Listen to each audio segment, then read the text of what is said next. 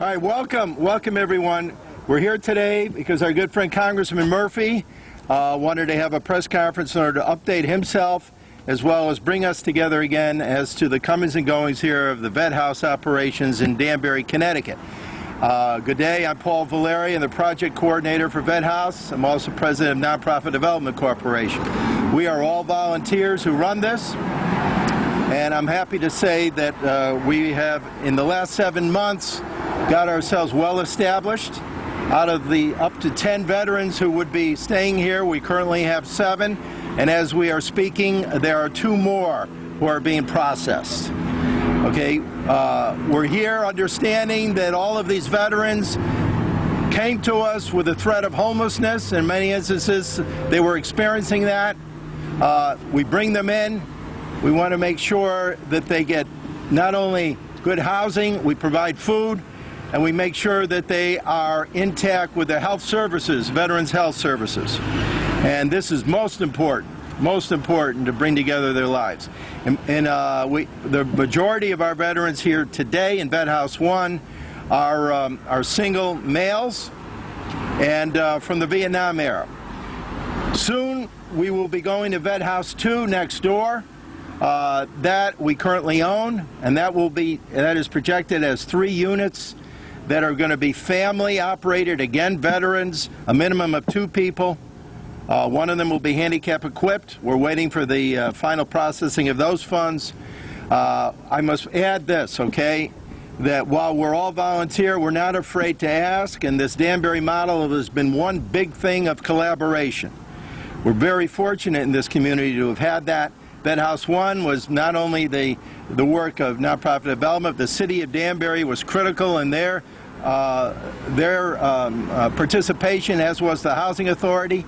And in Vet House 2, critical to that coming about, has again been the city of Danbury and very much Congressman Murphy, who is responsible in securing a very important earmark for us that will allow us to rehabilitate that facility properly. Before we can open that, we're very much going to need and have somehow readily accessible to us something called VASH vouchers, which I know the Congressman wants to talk more about. And we're happy today to have both John Sullivan and PRESTON MAYNARD from the Veterans Administration here. I'm happy also to see Wayne Shepard from the Mayor's Office, Mark Nolan, who's been very much involved in this operation. He's been our longtime treasurer of nonprofit. He's president of the Danbury Housing Partnership. Okay. Also, Michael Acevedo is here, who's our caseworker with the Midwestern Connecticut Council on Alcoholism. I don't see her here, but Nikki Singer from ARC is our paid screener, if you will. Michael Acevedo is also paid staff. So without further ado, a good friend of the veterans for sure, and he proves it through his actions, Congressman Murphy. Thank you. Well, thank you very much, Paul. It is really fantastic to finally be here and see this in person. This is really one of the shining lights of Danbury's system of reaching out and doing the right thing by those who have served this country. Listen, there are way too many just mind-numbing and unacceptable statistics to go through, but here's one to chew on. Every night in this country, there are over 150,000 veterans who are homeless, who are living on the streets, who are living in their vans, in their cars, or living outside. I see it as a relatively new member of Congress as my chief responsibility to make sure that when men and women go overseas to fight for this country, serve in the military, put their life on the line, that when they come back, when they leave military service, that their community stands up to make sure that they're taken care of. Now, every one of those 150,000 people have a different story, just like every person here at Vet House has a different story. And though we've heard some of them today, I'll share one with you from Waterbury, Connecticut. We went there and met with a young lady who had served in the United States Army for over a decade.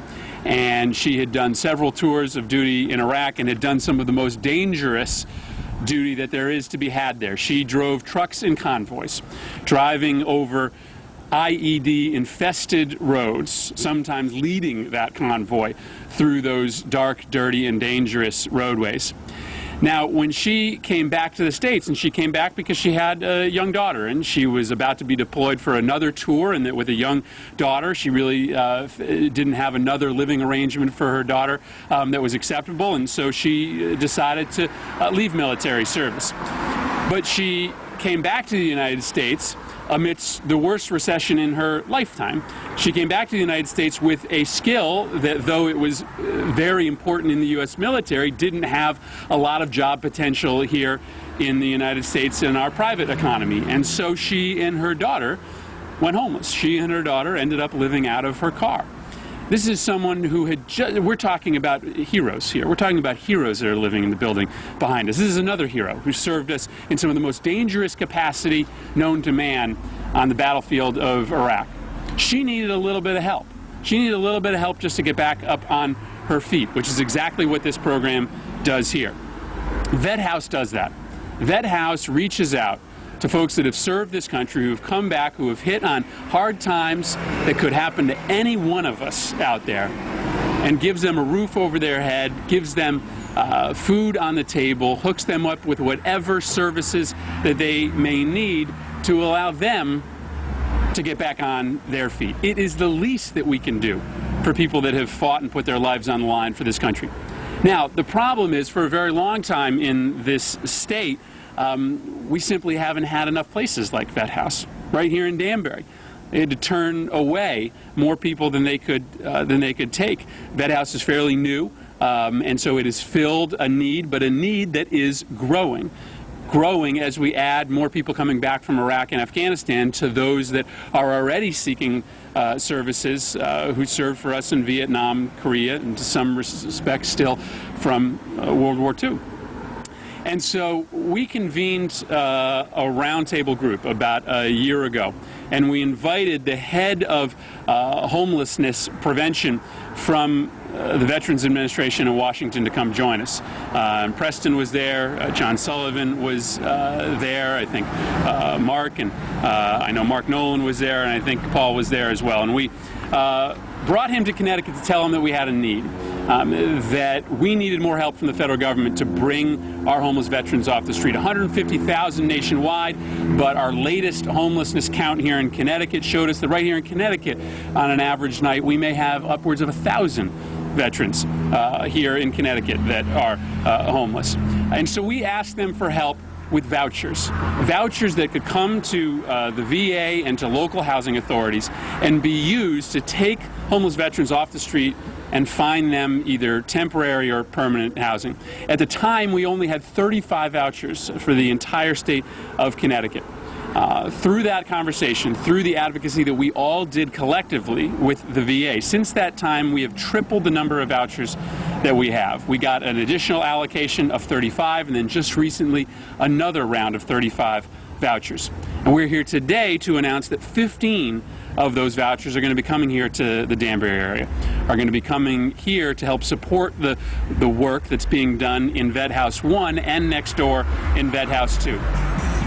Because as much as the volunteer hours mean a lot, you can't support these housing units without some money behind it. And so the HUD-VAST vouchers, which are attached to each individual veteran who is homeless and seeking services and seeking housing, will go to support the new facility next door. As Paul mentioned, I fought really hard to get a $200,000, $190,000 grant to help outfit Vet House 2. And we are very close to breaking ground next door to create 3 more units where we can serve 3 more veterans and potentially their families. Wayne is here representing the mayor's office. Just in the last few days, the mayor has committed $25,000 more to help do this work. It has always been a joint effort between the state and the federal government and the city, and that will be true next door. And so I'm really proud of everybody here. I'm so proud to represent you and tell about the great work that you do here at Vet House. I'm proud to have joined with all of you to press for more vouchers to help fund the slots that you're creating, and I'm going to be even more excited to join you in the not-so-distant future next door when we open up even more opportunities for homeless veterans to find the same kind of stability that the folks, the gentlemen that I've gotten to meet today, have found. We make a promise to soldiers when they go and fight for this country. We make a promise that we're going to do everything within our power to take care of them when they're fighting for us, but then we also make a promise to do everything that they need when they come back home. And we haven't lived up to that promise historically. We need to start looking at the cost of the wars that we fight as not just the amount of money that it takes to put the tanks on the ground and the armor on the soldiers. We need to see that the full cost of that war involves every dollar necessary to make sure that they're taken care of when they come home, whether that is with respect to health care for their physical or mental well-being, or whether it's with respect to housing. The cost of the war has to include the cost of taking care of the soldier when they return. Washington's waking up to that fact, and that's represented by the fact that we are seeing more and more success in getting federal funding on the ground here in Danbury to take care of our in-need veterans. But we still have a ways to go. I learn about how to advocate on behalf of veterans in general and on homeless veterans specifically because of the associations that I have with the guys who live here, with Paul, with Mark, with John, and with Preston. And they inspire me and have inspired me to do the work that has led to the victories that we're announcing here today. So I thank you all for being here today. I want to introduce right now, I think, Preston, you can do the honors. I want to introduce from Connecticut VA, Preston Maynard, who has no stranger to Vet House, has been an absolute dogged advocate on behalf of the veterans that the VA serves, but specifically with respect to veterans who need that temporary helping hand to get them back on their feet. From the Connecticut VA, Preston Maynard. Thank you, Congressman Murphy. Even though we do see homelessness amongst veterans declining around the country, I have to say in Connecticut, even though on any given day we may have 800 or 900 homeless veterans, we see close to 2,000 homeless veterans during the year. And that face of homelessness has been changing. In the past, where it might have been an older, single veteran, largely male, we are seeing a lot of younger veterans and younger female veterans with dependent children. And I think this is important. The economic crisis that has faced our country has really put a lot more pressure on families and on working people to maintain their housing. And we're doing everything we can. In fact, in the last 6 months, we've opened 40 new beds for homeless veterans around the state. This Vet House opened actually a little longer than 6 months ago, but we've also had new houses in East Hartford, New London, and New Haven, of which we're very proud.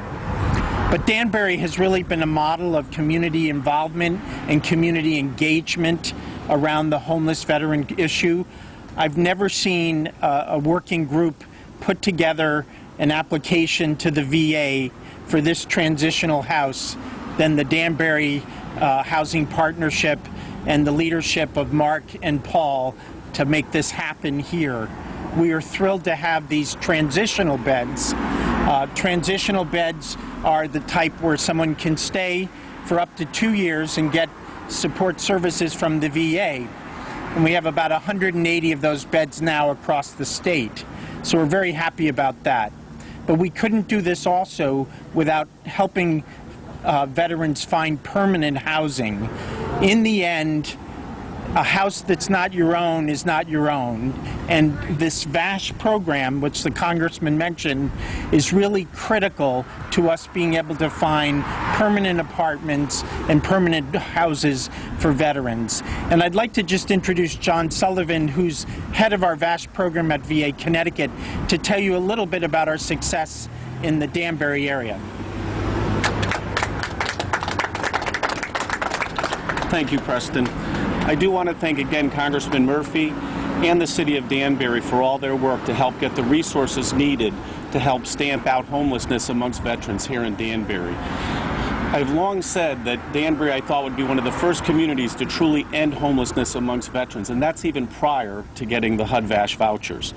Now, thanks to all this support, we do have the resources and tools to really get it done.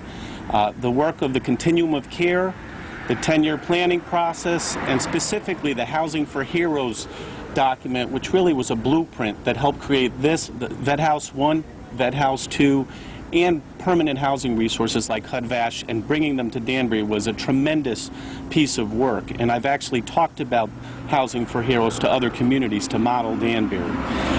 But specifically, having the HUD-VASH vouchers, as Congressman Murphy said, we have about 15 targeting Danbury. We have about 5 right now circulating in Danbury, actually I think all of which, at least 4 of the 5 people have found permanent housing. But with the additional 15, as we've talked to the continuum and looked at the recent numbers, we should just about identify any veteran that is homeless here in Danbury and be able to create a service plan targeting how to help end their homelessness. So it's real resources to address a real problem. And I think Danbury positioned itself very well to get these resources. So I want to thank all of you and appreciate all the work you did to help us serve the veterans in Connecticut. Thank you. Let me just underscore this. This is being broadcast out to the entire state, and it really is a challenge to other communities to build off of the model here in Danbury. This, I think, in talking to Mark and Paul and Mayor and others, was designed to make Danbury a leader so that veterans homelessness could go away as a topic for discussion here in Danbury, but also to serve as that model for other areas. With the increase in HUD-VASH vouchers that we do have a newfound ability to work with housing programs like the Vet House program across the state to bring veterans off the street. And it's just really my honor to be able to represent Danbury and the effort that's been put forth here. It is unique, but we hope that it isn't unique for too long. One last thing to say is what is, I think, so important about this particular model is that it involves wraparound services as well. What we know is that at least half of all homeless veterans have issues with mental illness, and a lot of the services provided here with respect to mental illness or substance abuse are incredibly important in sort of paving that path forward for independent living. I've been a great supporter of supportive housing in general, and the HUD-VASH program, when linked together with programs like Vet House, really turned that idea of supportive services wrapped around housing into a reality. With that, be happy to answer any questions that folks have. Sorry. Okay. Any questions? I have a question a little off the mark. Sure. I wonder if you have an opinion or if there's anything going on in Congress regarding this ruling in California that people could lie about receiving medals of valor and that it was a matter of free speech, because right now it's a federal law that you can't do that, but the court overturned that. I have not seen that ruling, so I'll take a week or two ago. I'll take a look at it. One of in addition to advocating for veterans and their housing needs, one of the most important duties that we have is helping veterans who had never gotten their medals to receive them. A lot of listen, you guys didn't do it for the medals, but they're a nice reminder that you can pass down to your family of the things that you did and the peril that you put your life in. And you know, we've had some really amazing ceremonies. I just had one about 2 weeks ago where a family got together to posthumously receive medals for their brother who was killed in Vietnam, and they had a family reunion. There were hundreds of them up to Connecticut in attendance, and they all got together to finally receive the medals, including the Silver Star that their brother had earned in Vietnam. It makes me sick to think that there are people out there misrepresenting their service to try to receive those medals. The guy that claimed to receive the Congressional Medal of Honor, he did not, and the lawyer convinced the Ninth Circuit Court that it was a matter of free speech, so he's glad to say that. Well, and there is a federal law saying you can't, but the court essentially overturned it. Well, listen, I'll be happy to take a look at that, but you know, I certainly understand, you know, how important it is to protect rights under the First Amendment. But when it comes to misrepresenting your military service, we should have a different standard. I would think. How much money is each voucher? John or Preston can talk about that. How the money behind each voucher? I'll let you guys talk about some of the specifics. Basically, the VASH program is jointly sponsored between the VA and HUD. It is a HUD housing voucher, like a Section 8. It is managed through housing authorities in the state of Connecticut that get money from HUD. And it really depends on the income of the veteran. The housing authority, in some cases, pays up to 100% of the rent, but oftentimes it's a portion of the rent depending on the income of the veteran. And that rent by the housing authority goes directly to the landlord, and then the veteran pays his or her portion to the landlord. Further questions? Yes, sir. Yeah, sure. It's a great opportunity to live here, and what Paul has done for us is a really good thing. But, you know, we're still healthy, and I donate a lot of time with a couple programs, NA, CA, and NA. I've been clean and sober for 21 years. Congratulations. And I help a lot of people. It's the job situation. I'm a heavy equipment operator with 20 years experience. I've been cross-country. I can't get a job. The unions are full, 400 or 500 men out. I wish there was just someone that could help me get in some kind of, you know, program where they can help us get some jobs. Yeah.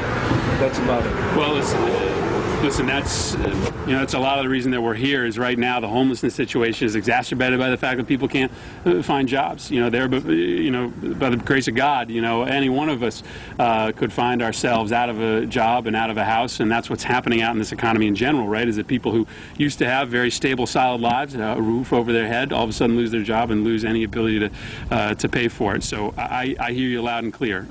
This economy is coming back, but it's coming back too slow for a lot of folks. And you know, part of the reason that I am supportive of putting a lot more money into infrastructure funding is that we got a lot of crumbling roads and bridges and buildings out there that we can rebuild today and put people back to work. But I hear you loud and clear, folks. Veterans want a roof over their head and food on the table, but they want a job. Absolutely. They want a job, and you hear that over and over again. Congressman, I just want to follow up on that. I think as a manager of the tenants, we see that balance between the occupants wanting to have the job, getting the resources to get there, as Rocky just said. As Walter was working part-time, things cut back. Ray was working, things cut back. But now they're not homeless anymore. They still have the shelter over them, which gives them the basic services to be able to go out and give back in other ways where they've given to us. And I know that Rocky and Ray are both doing that. And it's just another part of the success that you have a balancing act of being able to provide that service coordination and helping them to move on to something else. So we applaud everybody's efforts and appreciate your support. Well, the one thing that you hear over and over again from veterans who are coming back is it's the peer groups. It's the groups that they can sit around and talk to guys who went through the same thing that they did that makes that transition a lot easier. Listen, we know that veterans want a job, but you can't get a job unless you have, a roof over your head, and that's the first, and then even the same thing goes for mental health and substance abuse treatment. What we hear is, listen, the first thing you have to take care of is that stable living environment, and you can't take on a substance abuse issue, and if you're living out on the street, you have to have that roof over your head. That's why, this program is so fantastic. Well, listen, let me just say thank you to everyone here for allowing me to be a part of your success now and for a very long time in the future. You have a lot to be proud of, and yet, as you know, at the same time, a lot of work still to do. So let's give yourself a final round of applause. Thank you, everyone.